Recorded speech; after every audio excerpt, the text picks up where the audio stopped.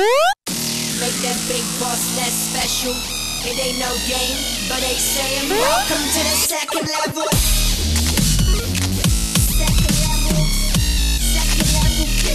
Second level. Hello, Internet, and welcome back, or welcome to our coverage of Pixelpop 2018. My name's Keegan, one half Love of Tamers, but you already know me. Today, I'm hanging out with Ben from Well Bred Rhino. Yes. How you doing? Pretty good. How are you guys doing? I'm doing well. We just played your game, Where's Baby? Yes. So what'd you think? I think I said at one point, this is stupid fun. And that is exactly what I'm going for with this game. That's what I want to give people. So Stupid fun. let's talk about what's Where's Baby in a nutshell. Somebody who's never heard about the game, what's your elevator pitch to them? Okay, there's two different angles to the whole game. You're either a babysitter or a baby critter. So if you're the baby critter, you're just running around a house or a campsite so far, just breaking everything you come into contact with. And if you're the babysitter, your job is to go around and trying to fix everything.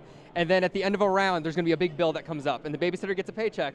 And if they have broken more things than the paycheck will cover, then they have to pay for it themselves. So it kind of tells you if you win or not. I'm not going to say that I won, but I am great at breaking stuff. Excellent. I'm great at breaking stuff. Destruction. So the demo you have here has 4 babysitters, and then it has 2 baby critters plus 2 coming soon. Yes. Is the goal to have 4 of each, or is that just kind of demo purposes? 4 or more. Like, I really want to do early access with this, put it out there. I've got a couple baby critters that I've started working on. I've got a couple levels that I've started working on. I've got a couple more powers I've started working on. So I've got all these ideas, and I want to put it out there, get some feedback from folks, and see what they want to. Like, one of the biggest things I want to add is a level around like an 80s mall. I think would be super fun. Oh, yes. Just trashing KB toys. We all do that already. Exactly, yeah. So that's really what I want to do. And so, yeah, more levels, more critters, everything. And with the critter, well, both critters and sitters have power-ups.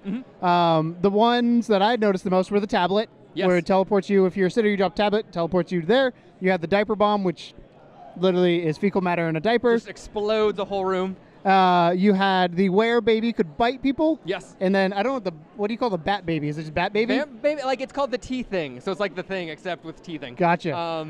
Can fly around when they get a special. So, so what was the concept behind choosing those power-ups? Because they work well with the game. Yes. What was the thought process of what you were going to do with that? Really, it was, I think the sitters, they're just kind of an every person who just shows up and does the job. But I wanted all the critters to have their own personality, because I think it just comes through with the artwork. And I wanted to really push that. And there's just so much fun, weird things you can do with it. It was just a great opportunity to get weird, but also let each of them have their own, brand of weirdness. Yeah, because I liked with the Were Baby being able to bite everybody, but then when I could fly, I could escape and go on the other side away from Tom to break everything else. And that's the fun thing. Yeah, I want to add more critters and stuff. And so an important test for me is every new critter I add, it has to have that tier of power that I can give them. So that has its own personality. And you're joking, like you said, you're aiming for stupid fun. Stupid fun. The fun factor, is that kind of how you're looking at this game? Because we played your previous game, Last Ditch Goodnight, and I'd made the comment saying, when we were playing, I go, this is completely different than that. Yes. It's like 180. Yep. So talk about kind of the process of going from a more serious game to something like this it's serious in the aspect of you're creating it, but from what the game itself is not so serious. Yeah.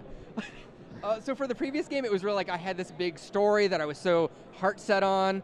And I think, story is very important to a lot of games, but I just wanted to do something different. So I wanted to strip away as much of the story as I could and just focus on pure gameplay, like just what feels good, what's fun, what makes the interaction just, something you can sit down, have a blast with, and maybe it's not going to stick as much, but you're going to have your own story come out of it. And that's really what I wanted to push on this.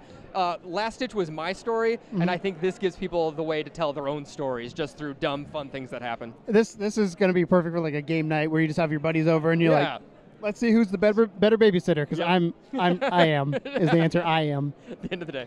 Do you have any because there's local co-op right now, and you said you're potentially trying to do online. Yep. Is there any chance to have like a leaderboard or anything like that so you can compare yourself to others, or is that something you haven't thought about? I haven't really thought about it too much, because right now with the local co-op, it's just so like friends yelling at each other, I think is the purest form of video game. It's Mario Kart. Yes, exactly. Like that is game at its purest and its best. But no, I could easily do leaderboards. That's something I need to look into. Like, that sounds fun. Because leaderboards would be a lot of fun. Be like, I am the #1 trasher. Yes. Not the number That's one a proud badge for someone to wear. There should be like an achievement, like you've destroyed this many things. Yes, You're a trasher. like over the lifespan of someone wrecking things. Yeah, I like that. $10 million. You're welcome. Yeah, I'll put that in. So, with this, the two environments we had one was a Victorian, I guess, style mansion. Yep. And then the other one was a campsite. You said you're looking at like an 80s mall. What's the inspiration of the locales? Is it just something you're like, this would work really well to destroy, or?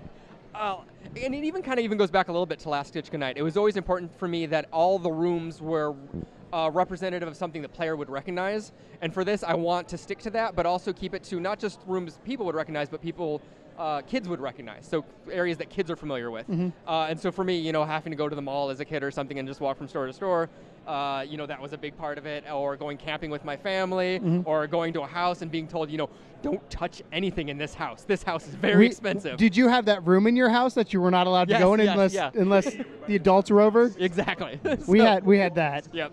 So it's taking those moments of my own life or kids' experiences and just kind of running with it and saying, break it, have fun.